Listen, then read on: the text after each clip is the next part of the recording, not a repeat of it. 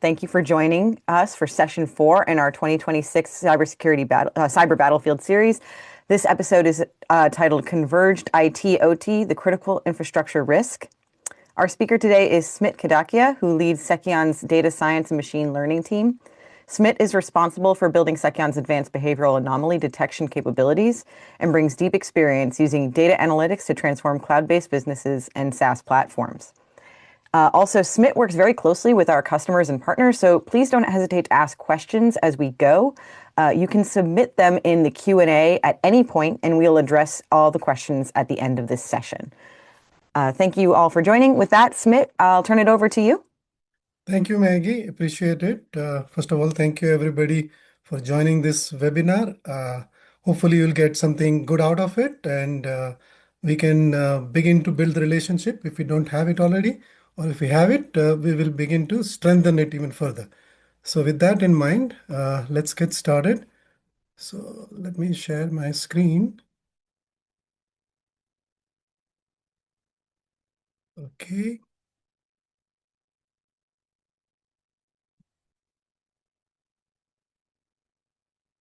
Let's see if I can move this over here. So hopefully you guys are all able to see my screen and able to hear me okay? Yeah, all right. Yes. So with that in mind, so today we are going to be talking about IT, OT, and effectively how does it converge, and what are the good things about it, what are the bad things about it, what are the risks that we need to mitigate because of that. All of those things we'll try to cover within the allotted time. As Maggie said, we'll cover a lot of things, but if you have any questions, please put it in the Q&A, and we will get to them if the time permits. So with that in mind, let's get started. So you see here that the stack that we have as a part of the platform that Seceon offers has many things in this. You probably heard about a lot of those things, but we are going to be focusing on this thing called the AI-Sec OT 360, but with a specific emphasis on how IT and OT converges together. So with that in mind, let's kind of touch upon the background of it. We have heard all these different acronyms, for example, IT, OT, obviously, IoT, IIoT, and all that stuff. And they are all effectively, meaning the same conceptual in people's head. Okay. But I would like to bring it up to everybody's attention here that the IT is not a new terminology, and similarly, OT is not a new terminology. IT primarily deals with all the digital information that we know about, which includes the databases, servers, all those type of things. Okay, but the OT deals with the physical environment, which is very important. And physical environment has been around since the Industrial Revolution that occurred in 18th century. Okay, whereas IT as a discipline only started to show up in 50s and 60s type of a thing. Okay, so even though IT is a lot more modern, it's a lot more prevalent in our life, and OT is just starting to become prevalent in our life. So OT focuses on the physical environment, as I was talking about, and it is applicable in many industries. Beyond that, in last few years, it's starting to walk into our own life. The phones that we use, the thermostats that we use, and all those things. In addition to that, it's continued to evolve. And that is what brings up a good set of challenges. I'm saying good set of challenges because it's a progress, and progress comes with some challenges. So with that in mind, some of the challenges that we would like to talk about here is that the OT, given the history of it, has been around for a long time, meaning that the systems that are really working through the operational technology environments are legacy systems. Okay, you will sometimes see them running some operating systems that you haven't even heard of it. They are end of life. They are not getting any security patches. None of those things are there. And security was not even heard of when those systems were put together. So many times you'll find that there are no built-in security in them, and those things have an impact in your environment, and the risk to your business is roughly at about 95%, because 95% of those things have such issues. The second thing that you will find here is that they are flat networks. What does that mean? That means that they are simply connected with each other, but the knowledge of which node is supposed to talk to which node is in the heads of people. It is not structured, programmed in a way that you can limit it that, okay, node A can only talk to node B. It is only known to the people and the operators, and it relies on the operators to do the right thing there. Visibility. In old days, people used to do the drafting board, and they would use that to put together the uh, um, topology of how your OT environment would look like. But given that it was on paper, it never got updated. Everything that happened since then was all in the heads of the people. And because it's in the heads of the people, every time you wanted to find out, okay, what is this new device that I see in my environment, you'll have to talk to somebody who is aware of it. So there is very poor asset inventory that you would find in that space. The other part is that the lot of those OT environments, they are legacy, and because they are supposed to be working non-stop, there is no time to bring them down to patch them. And second thing, when you patch them, you don't know if the applications that you're running on it is going to work or not. So even though patches may be available, the lack of testing, lack of other reasons, you will not patch it. Okay. And other part is that again, as I said, you cannot patch it without the downtime. So these are all the challenges that you have. And the impact of all of those things is what you see in the middle column. But one of the important part that we are talking about in terms of patching is that the most of the people who are talking about OT security are only going to talk about vulnerabilities, and you will find that the 78% of the OT environments of today, they have known vulnerabilities that they cannot patch because of the reasons of we cannot afford to have a downtime. Okay. What are the other challenges that you have in such environments? You have a safety risk, meaning that the IT risk is data centric, meaning that the things that you're worried about in IT is that somebody's going to steal my data, somebody's going to take my data, misuse my data, all of those type of things. It's more data centric. In OT, the risk is always the physical harm.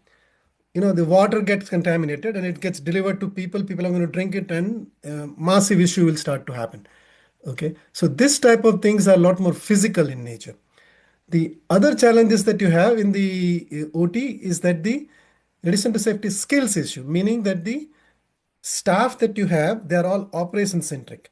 Their primary objective is to make sure that the OT operations continue to perform from the perspective of delivering what are the critical things that it's delivering, like water or gas or energy, to appropriate consumers or the industries. That is their objective. So it is constrained by the operational focus. Okay, and this people, operational centric staff, they actually do not have much exposure to the security. Versus on the IT side, you'll find a lot of people with a good understanding of the security. These people have no understanding of what security should be and how it should be managed. Furthermore, in case they got attacked or they got breached in some sense, they have little or no understanding of how do I respond to such security event. What do I need to do? How do I prioritize? What is my game plan? All those things are lacking. Now you add to that the businesses now want to have these connected devices, meaning that the things that sit on top of the physical devices that are going to control them. Okay, those type of things are connected to the internet to be able to control them remotely. Those things are adding the increase in there, adding to the attack surface increase. And that increase in attack surface actually adds a lot more risk to the OT security. So the bottom line is that the OT staff and OT environments are usually operation focused, and security is kind of considered as a stepchild there. And that's what we need to kind of address. So now let's look at it from how we behave ourselves. So in our life, okay, if you think about it, when we meditate, we are in a room, we are in a peaceful situation, we are in a pretty calm state. In old environments, OT used to be like that. They were not connected with anything. They were in some control room, and that is basically it. And they had their connections to the real devices, and it was very calm environment. People weren't worried about security, anything like that. And it was very serene environment in that sense. Okay. Now, if you look at the IT on the other hand, it's like, you're going out on a Friday evening to a party and having a dance party or something like that. Okay. That is what the IT looks like, meaning that they are very agile. They want to keep moving. They want to come up with, hey, this is the latest and greatest. I want to put it in my environment and I want to get the benefit. I want to reap the benefit out of it. I want to stay ahead of my competition. All kinds of reasons that people have to keep IT at the cutting edge. So it's like being in a disco environment or being in a really, really aggressive environment. The real life environment is actually a calm fun, meaning that you want to be in a meditative state, but you also want to have a fun. What does that mean? That means that you want to have the stability and security of a OT environment that is totally isolated, but at the same time, you want to make sure that you can leverage all the contemporary things that's going on. That is what the balance one needs to strike. Okay, and if you think about it, that is exactly where you have the convergence, meaning that the OT, which brings just OT with the calmness, and the IT with a lot of fun and the challenges and the aggressiveness, you combine them together, and that is what the OT IT convergence is about. Okay. Now, there are similar convergences that has occurred in the past. We all know that we used to catch a cab ride, and now we use Uber. We used to go to the airline side and the hotel sites to book our travel stuff, and now we use the aggregator like Expedia. We used to go to the malls to do shopping, and now we go to Amazon or similar type of thing. So you know that the technological convergence has occurred in many, many other areas. Similarly, even in our regular IT space, where compute environments used to be different, network used to be different, the storage used to be different, including the databases and all that stuff, and virtualization used to be different. Now it is all converged, hyper-converged into single place, and a single controls will allow you to manage all of that together. This convergence is way of life, whether we like it or not. And similarly, IT to OT convergence is also going to happen, whether we like it or not. Okay, so what does it mean? That the physical devices are transitioning themselves into the digital realm, digital IT realm. Okay, so how do they do that? The physical devices now have the devices on top of it, like sensors and so on type of thing, that are going to be communicating with the IT either in the wired or the wireless way. It may be one way, it may be two way. That communication is essential to ensure that they can reap the benefits of what IT offers in the OT environments. That's what the IoT sensors, IoT actuators, and all those things are about. Machine to machine communication is all about that. Okay, so now let's look at it from the what are the goals of the IT and what are the goals of the OT. IT is supposed to manage the critical infrastructure, meaning that the business needs that infrastructure to be sustainable, to be competitive, and so on type of thing. It focuses on automation to be more efficient. It is focused on the data processing side of it, whereas OT is more around the essential infrastructure, meaning that without that, lot of bad things is going to happen. Like for example, if you don't get you're in the winter time frame and you don't get the electricity or natural gas coming to your house, you cannot heat your house, and that's a essential part, right? It focuses on controls. How do I control it? So how can I fine tune it so that I can meet the demand exactly? It is more around performing task and less about the efficiency. The task has to be performed one way or the other, because if the task doesn't get performed, there is a problem. Okay, efficiency would be important, but not that important. And the other thing is that you want to make sure that you constantly, continuously monitor it so that it never goes down. IT is not necessarily like that. You try to keep it up, but it's more around the data. Is the data available? Do I have it stored away somewhere in case it goes down? That all those things are essential for the IT, whereas for OT, it is monitoring that is more important. Okay. Now, when you converge them together, what that means is that all the objectives that we talk about for IT and OT, they come together, you unify them. You try to add efficiency in the essential part of it. You make sure that your throughput increases or it meets the demand a lot more accurately and a lot more economically. And you make sure that you have a competitive edge, meaning that the what you are offering is at the most economical price, and it's the best experience that the customer will get. And you want to not only retain the customer, but you want to grow the customer. Okay, that's the idea behind that. Okay, now when you combine these two together, as we discussed before, OT is like the meditative calm, and there was not much attack surface available for attackers. With IT coming into play, the attack surface increases significantly. That's what the much higher attack surface talks about. Okay, now what about the budgets? How is industry adopting to this? So if you look at it, the technology generally is about the 30% of the operational budget in most of the technological oriented or OT, IT type of an industry. Um, that budget is growing on a yearly basis from 24 to 25, 23% to 30%. It's a huge, huge growth. Okay. Obviously, the growth is not same everywhere. It varies by industry. Some industry has more, some has less, as you see on the right side of this slide, where it says how the operating budget varies for different industries. But more importantly, IT and OT budgets are merging, and that's what this convergence is all about. And furthermore, 86% of the industrial companies, they are increasing the spend on the cybersecurity and compliance. So it's a really sweet spot for us, and this is really important. So total budget, think about is $5 to $6 trillion budget on an annual basis, and 15% of that is security. That is huge. Okay, and that is the market that we are going after here. So security paradigm. So what are we trying to do in terms of security here?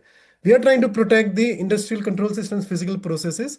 So we want to make sure that those things are protected from the security threats. Okay. Now, uh, second thing that is really important is that the we want to make sure that operationally they are always working well, they are safe, they are reliable, and the availability is very high. And it is for the industrial equipments like PLCs, SCADAs, RTUs, whatever, right? Those are the reasons, things that we are trying to protect, right? And what are we protecting against? Ransomware and malware. Now you would think that hey, ransomware, there is no data there. What are they going to do about that, right? So ransom and malware are targeting industrial sectors with attacks often or more commonly starting from the IT, and then they are doing whatever they need to do on the IT side to impact the downtime or the operational side of the OT. That is what is happening there. Okay. And there are some industrial control system specific malwares that are also being used, like the ones that are talked about here, Stuxnet, Triton, and all that stuff. They also get attacked through the access misuse because, as I said earlier, the access is not very sophisticated. They don't have much of checks and balances. So most people try to use access as a primary reason to get through that. Okay, and you'd find that the insecure remote access is the one of the most commonly used model to get in that. Okay, the insider threat is another one. People do the sabotaging of this. Now, how do they get into the as an insider threat? It may be some internal employee or somebody else pretends to be an insider to do that. All of those things are happening very commonly. Supply chain attacks is again another one of those things. They Many of the OT environments are using some third-party software or third-party equipment. When they are breached, they will spread the breach or spread the attack to your OT environment. So that supply chain attacks are very common as well. So you have to be very watchful for that. Okay. And the other thing is the vulnerability that we talked about, that many of those devices are not really patched because of variety of reasons that we talked about, including the downtime issue. So those are the things that we are protecting against. And how do we need to do that? We need to make sure there is a good network segmentation is occurring. There's a good access control there. The protocol that it is using, we want to make sure those protocols are not breached in some sense, or people are not misusing those protocols. And you want to make sure that there's a good model of the detecting incidents as well as responding to any threat that may actually occur. And most importantly, you want to have a good hygiene. Make sure that you have hardened the device in one form or the other, even though they may not be patchable. You want to make sure that the firmware that you are managing is really done properly. Okay, that is a really important aspect of it. So here is the Microsoft's data about the IT/OT convergence. They actually put out a paper on the cyber avengers. This is the Iranian group that is actually attacking the OT environments. And if you see on the right, uh, before the Israel-Hamas conflict, the Israel was 10%, but after that conflict, Israel was attacked 50%. Those are the more, I mean, the attacks directed to Israel were 50%. And you can see that the geopolitical issues are changing all these things. But more importantly, they are using different personas, and they will use all these different personas like Storm, Karma, Tears of War, all that stuff. Okay. But they have impacted things like the US water controllers. The reason behind why they were going after that is because those controllers are made in Israel and Bahrain. And Bahrain is actually branded from Israel. So that's the type of things that they are doing. Okay. And they actually go through the PLCs, specifically the Unitronics that were PLCs. They were actually attacked a lot more often than otherwise. And these are the things that really happens. We all know about a colonial pipeline attack, which resulted into a number of people actually standing in a line in the eastern coast of the US for a long period of time. And it's because of the ransomware, where the ransom was actually paid, but the attack was actually on the IT, but it impacted the OT because of the high connectivity or the convergence that we are talking about. So what does CISA say about how it needs to be managed? So they are talking about things like okay, make sure that your default passwords are altered, because many of those things have the default passwords like the 1111. Either it's PLCs or the human machine interfaces, all of those things have default passwords that are used to manage those devices by the manufacturer. You need to make sure that you change them and make them really hard to guess. Okay, you use MFA, all those things one needs to do. You want to make sure that there is a network segmentation put together, and that is going to help you prevent those things. You're going to make sure there's a firewall VPN that is deployed in front of it. Okay, and you want to make sure that the non-standard ports are not are used as opposed to standard ports, because standard ports are easier to guess. And you want to make sure that wherever possible, you update to the latest versions of that. Now, you know that these are all good hygienes based on the lessons learned, but you need to be proactive in the sense that the just hygiene is not enough. You want to catch the actors earlier in their footsteps so that you can control the damage that may cause, or actually protect it ahead of time so that the no damage occurs at all and everything works reliably and securely without any interruptions. That is the idea behind that. And this is where AISec OT 360 plays a very critical role. Okay. Now, typical setup like this have this is the type of environment that they have, the Purdue model, where you have the one in the gray is all about the uh, um, OT infrastructure, where you have physical layer, intelligent devices layer, the local device supervision layer, manufacturing operations layer, and that is what is controlling the OT directly. And then you have the demilitarized zone, which connects between the OT and IT, and the IT then controls them through this. That is the idea behind this. Okay, this is just the picture of it. But what we are trying to say here is that any system like AISec OT will have to be in a way that it does not disturb the existing operation. It should be totally passive with no downtime. And that is a critical aspect of it. Okay, so that's the important part here. So no disruption to your existing operations is the important part. Here are the different protocols. I won't go through that, but many of those protocols are there. We support all of them, and they are all for different industries. And you can probably know about what industry you are in and which protocols are relevant. So to summarize this, the one needs to have a complete understanding of protocols. We need to know about what operations are happening, what is the safe operations to perform. If anything goes outside of that, we need to know. It should be all in real time.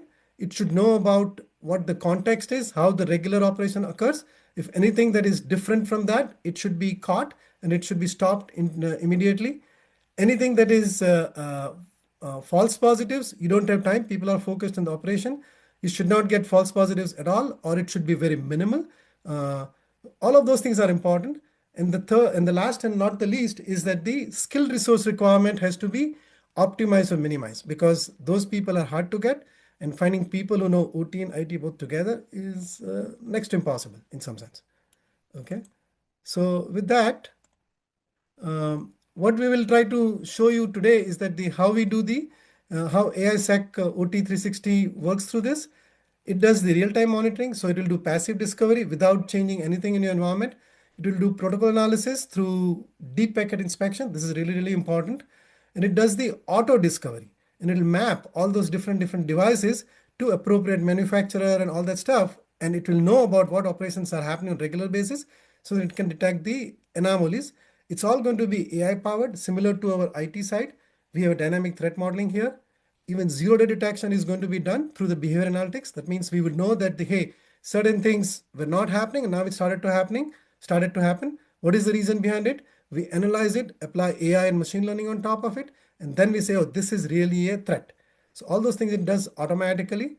It does the correlation of both IT and OT events, so that we know that hey, the person came through the IT here, the person is not supposed to go to the OT, they went to OT. All of those things we will do, and we will say that the any known and unknown both threats are going to be detected here. Okay, we integrate with the threat intelligence and any known behaviors. So both of those things together will give you the known and unknown thing. Okay, so when we look at the threats, you'll see that these are the different types of threats that you'll see. Access that is not authorized, protocol that is not normal, and there are some anomalies that we saw in the protocol. There's a lateral movement occurring. You can see all those things that's going on. But we'll also go all the way out to the configuration issues, the KPIs, the CPU memory that is changing. All of those things we will be able to detect here. So let me now get to the demo part of it. Okay, so I'm going to start my VPN now.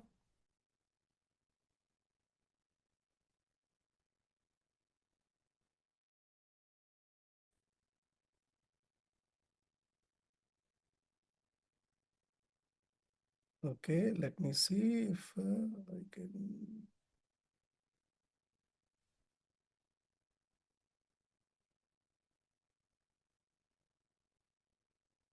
You should be able to see the browser on the screen, on the shared screen.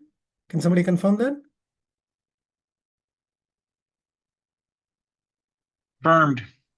Yeah, thank you. Thank you, sir. Thank you. So here, what I'm going to do is that I'm going to go into one of the areas here. Okay, and you would see here that we have lots and lots of different things. This is a specific OT project that we created to just demonstrate what type of things that you are going to see here. So if I go to this OT device trust violation, you would find that this is where we are seeing that there's a network detected things where we are going to see the OT access anomaly. Okay, and this access anomaly, if I go down here, you would see that it is going to go through and say that I saw the illegal function call. Okay, this is really important in that sense. Okay, so if I double click on this, okay, so what happened here? Okay, let's go to the next one here.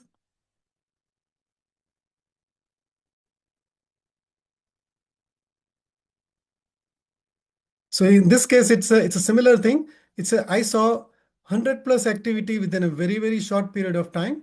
Okay, this is what you saw. Okay, and you can see that if I go into the protocol recon here, right, and if I go here, you would see that there are these two events that occurred here, and if I look at any of them and understand what is the information about it that is important for us to know about. Okay, and it's analyzing it, and it's going to tell you what is going on here. Okay, and it's going to tell you that the what actual protocol recon that it's seeing. It's in this host. It's a network traffic using an unknown transfer protocol IP. So it's using IGMP, and it's a multicast address this, and it's going outside of it, right? Um, and it says that this activity, single activity, has been summarized over 23 different activities. And you can see how the system is not giving you individual activities. It's summarizing it and giving you the more meaningful information about it. And it says that even though it may be commonly used in the legitimate service discovery, okay, the classification is with the unknown transfer protocol designation. So just that the traffic detected anomalous characteristic, meaning that the we didn't see this type of activity, and now we are starting to see this type of thing. Okay, possibly the packet structure that we saw was unusual, frequency or timing was unusual. So these are the type of things that it's going to do for you. Okay, now let's go to the other things here. Okay, so let's see one of the others. For example, DNS tunneling. Okay, so this is another example of information that we are going out to a suspicious domain, and there are 1,318 such occurrences have been found on that. Okay, and any one of them I can go and look up, or I can go and do the summary of this. But it's basically saying that the somebody is trying to exfiltrate data via DNS tunnel. Okay, and the DNS tunnel was set up with the query that used the unusual record type in it, which is not expected. So all of these things it's going to give you, and you can always go and figure these things out through the AI that we have here. Okay, so again, in this case, if I go deep inside of this,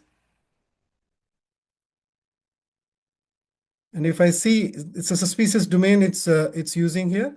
And again, if I go in and say summarize it with the Sera AI, it's going to tell me what is it doing here. Okay.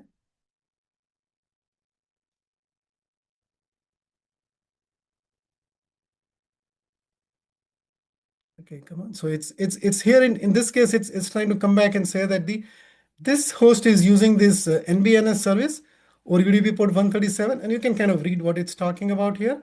Okay, and it says that the um, it has a replayed traffic with a misconfigured thing, and it says that the our internal product suggesting this is an internal network activity must be marked as suspicious due to the unusual DNS type. Okay, this NIM lock is the one which is atypical for the standard NetBIOS NIM resolution. So this is unexpected, and that's why it is bringing it up. Okay, like that you can have a lot of those things, but summary of all this is that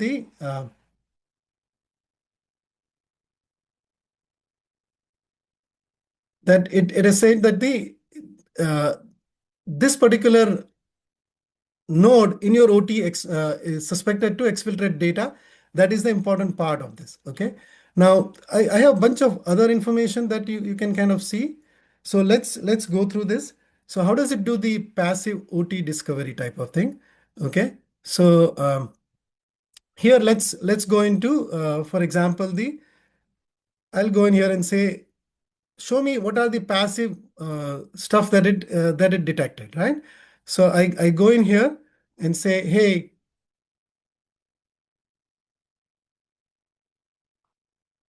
I want to see what passive OT discovery that it did, and it's going to give me all of those things it did, right? So if I double click on any one of them, you notice that it found out what this was. It's from it's the new OT device discovered on the network. It was a Siemens PLC. Okay, and its criticality of this is high because this was not expected to be there.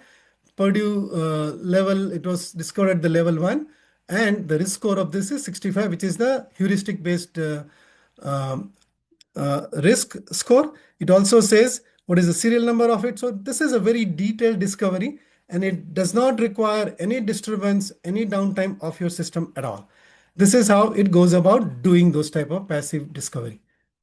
Okay. Now let's also look at is that the what else can it find out? So let's say that the you see that something unexpected happening. So let's say that the operation that you are trying to do is different from what it usually does. So this is where the analysis it will find out, right? So you can say that the if I go here and say apply this, you would see that the now it detected bunch of new operations, right? So you'll see here that the uh, from 30 to 21, there was one operation detected. There's another operation detected here. And any one of them, if I look at it, you would see that in this case, the operation was the set attribute single. Okay, that's what it detected, which was not expected. And if I look at the exact same thing between 30 and 21 here, you would see that there's another one detected here. Okay, so forward open. So all of those things are really, really important because this type of operations are not supposed to happen. except in the case where somebody is trying to do something bad on this. Okay. Or if it is planned, then you can say, hey, this is planned and I don't need to worry about it. Okay. So this is how this type of things work in this thing. Now, let's say that somebody, tried to impact the operation and they said, hey, I'm going to stop some service. Okay. So if you look at that, we'll also do things like the OT service stop. Yeah, so you can see that we do this type of things as well, and all of those things are happening automatically, right?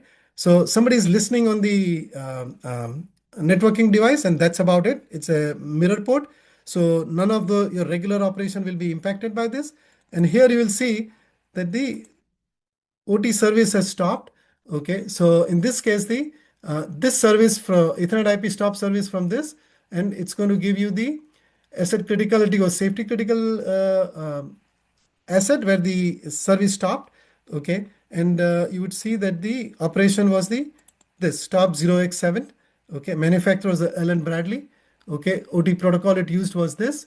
Okay, and the reason was the this is the command that was sent to this. So all those type of things it's going to give you so you know exactly what is going on. And because of safety critical, you can see that the risk score is very, very high.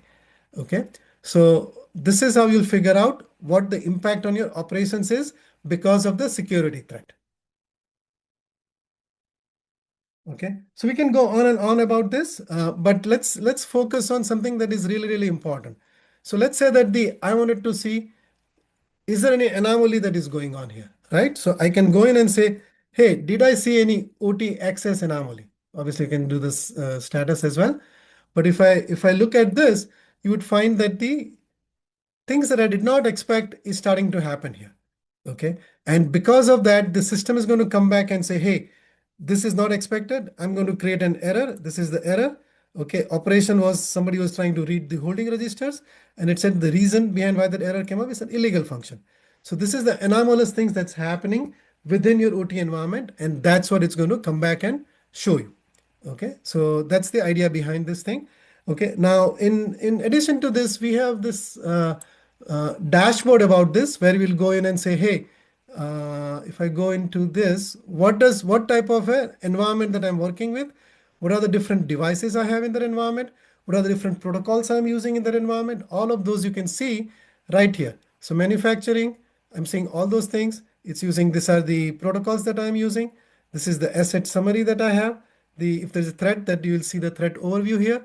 All of those things you would see here. Okay, you can always stop this thing if you need to. Okay, and I can go in and say, okay, let's go in and say, where did it go? Where did it go? Okay, OT device inventory. So this is where it says that these are the devices that I have. Okay, this is the vendor, this is the device type, these are the model, but more importantly, which one are vulnerable? In this case, two of them are vulnerable, other ones are not. So now you know that those are the ones that you need to be paying more attention to because they are more likely to be attacked because they are vulnerable. They have some patches that you cannot apply for whatever be the reason behind that. Okay, so this is an important part that you need to look at. Okay, and you can also go in and say that the hey, now that I have all this inventory of it, the alerts on that and all that stuff, I want to make sure that only person that is allowed to access my OT device is going through the jump box, right? How do you make sure of that? Many times people try to do the real physical programming of it.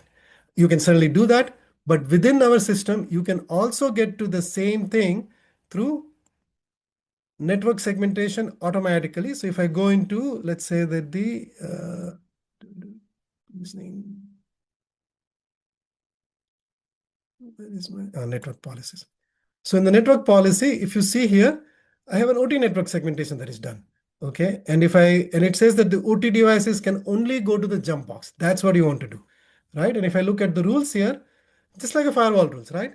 You put it in the software and it applies to all the OT environments that you have. Whether you have 5 different geographic places that you have it or one place that you have it, you put in the rule that the only jump box can go to the OT device. So the jump box is the name of the box. That's what we gave it just for the easier to understand purpose. And it says that the it can only go to the OT network. And that is all there is to it that is allowed for this. And to specify that, I'm just going to say edit here so you can see what I did for that. I just say that the name of that is jump box to OT, says allow, then I go to the next. And I would say that hey, the what I'm going to do is that the host is a jump box, that is the source of that. And then I'll say destination for that should be OT network. So the jump box can only go to the OT network, and that's it in my environment. Okay, and that is the idea behind this. Okay, and I'll do next here, and this is what the rule is, and I saved it. Okay, if I enable it, it's going to start to take effect right away. Similarly, I can say that the non-OT to OT communication is not allowed. Okay, so if you put all these three rules together, you can say that the non-OT devices or IT devices cannot go to OT devices, which is what the deny says. OT device cannot go to non-OT device, or OT cannot go to IT, which is what this deny talks about, except, and that exception is that the only way to get to OT is through the jump box. And this is very, very powerful. Okay. And I just want to make sure that you understand that how this policy can allow you to do really, really good network segmentation of things. Okay. So with that in mind, let me now touch upon one quick thing, and then we will go to the summarizing of things. Okay. So furthermore, if you look at the alert analysis here, so many times, right, you want to make sure that you take an action on this very, very quickly. Okay. So for example, right, if I had something like, let's say, some zero-day malware or something that is coming up. Okay, so if I had that, what I'll do is that there was one that I had seen before, but let's see.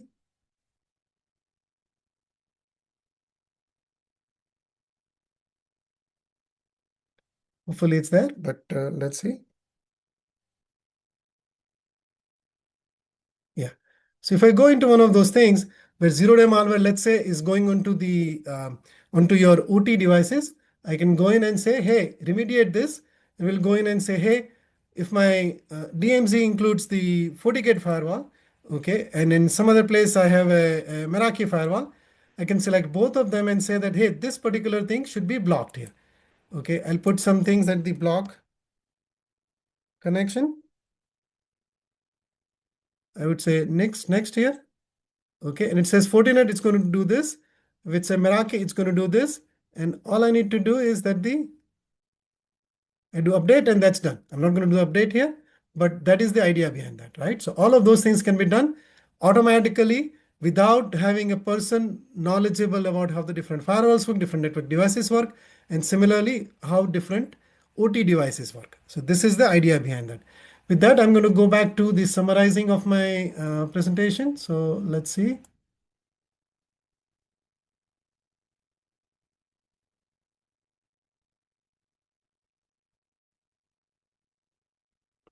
So if you look at the industry, how it is working today and what the different people have told you about what type of coverage they have, I looked at the SANS study, which is the pretty recent study, late 2025. You would notice here that the people who say fully covered, right? As you go down to the deep physical level, coverage reduces significantly. Okay. And the people who think that they are covered, this is more of a gut feeling based, largely covered, they stay more or less confident that they have a good coverage. But you know that the confidence without the data is not a good thing. And that's what that right side is. But in terms of what we have, this is our pure opportunity, right? This is where the market is going to help us all. Okay. And it's a pure opportunity in the sense that the real physical data is there to say that there is a problem here, that they need really good help. And here we have to take a little more steps to first quantify the risk and then transition them from this to the left one. Okay, so that they become well covered at all levels as opposed to become part of the 6, 10, 20% type of thing. Okay. So in summary, future-proof yourself. With this product, you are going to be able to future-proof yourself for good. It will be much better comprehensive real-time security you'll get. It will eliminate all the false positives. Effectively, you can sleep well at night. You will be in that calm state that I was talking about, the meditative state. Okay. Everything will be proactive. you'd be able to prevent the silent jump that I was talking about. You can just create the policies as I was saying. Okay, so anybody tries to do the different thing, it's going to go and capture it. Even though I didn't show the other things, it can say that only this particular user is allowed. So no other user will be allowed to jump. Okay, we do the DPI and the resiliency will be really, really good. So with that in mind, here is the our stack, and we covered the AISec OT 360 today. Any questions? Anybody? Oh, yes, Smit, we have a bunch of questions that came in. Yeah, go ahead. Yeah, absolutely. So starting with Daniel Ehrenreich, experts must use the term IT-OT convergence, but use the term secured IT-OT interfacing. Your thoughts? Yeah, really, really good thing. And actually, I've spoken with Daniel a few times, so I know he's a guru in that space. So he's absolutely right. The one of the reasons behind why I am using this convergence, or we use that convergence as a title of this presentation, is because that is much more known to the common people. And yes, your view is exactly right, but that might make it difficult for people to understand what is going on. People are aware of IoTs, IIoTs, and all that stuff, and they know that the IT/OT convergence is real thing. I know the experts' terminology or nomenclature may be a little bit different. So that's the reason behind that. I hope that makes sense, Daniel. All right, thank you for that. And our next question is from Andrea Geiger. Mhm. Where is the threat intelligence being pulled from, and how often is it updated? Yeah, so this is another good question about it. Threat intelligence is twofold, right? The OT threat intelligence will not be pulled into OT. The IT threat intelligence is probably the lot more prevalent on that side. Okay, and there are lots of places that you'll find that. The CISA will find things about the what we were talking about earlier today. So all of those things will be pulled on the AI-Sec OT system, and it's going to be pulled on the IT side. The data is going to be collected from OT side. They will be pushed onto the IT side, and that's where it will be all applied and analyzed for both the protection, detection, as well as proactive prevention. From all of those perspectives, it will be all happening on the IT side of things. I hope that helps answer the question. Yeah, if anyone has a follow-up question, feel free to answer it. We'll try to get to anything in the next few minutes before we close out. We have one more question left from an audience member now, from Srinivas Sahu. Hi, do we get all OT compliance reports, and do we get the segregation of the incidents through AIML and through general correlation? I can repeat that if need be. This is a loaded question, I'm sure. Okay. But the short answer to the question is yes. We are primarily a platform company. Okay, we do not want to position ourselves as just the nation only one space. And I think that the true security you will get because you have a very comprehensive platform that is going to provide you the all around security.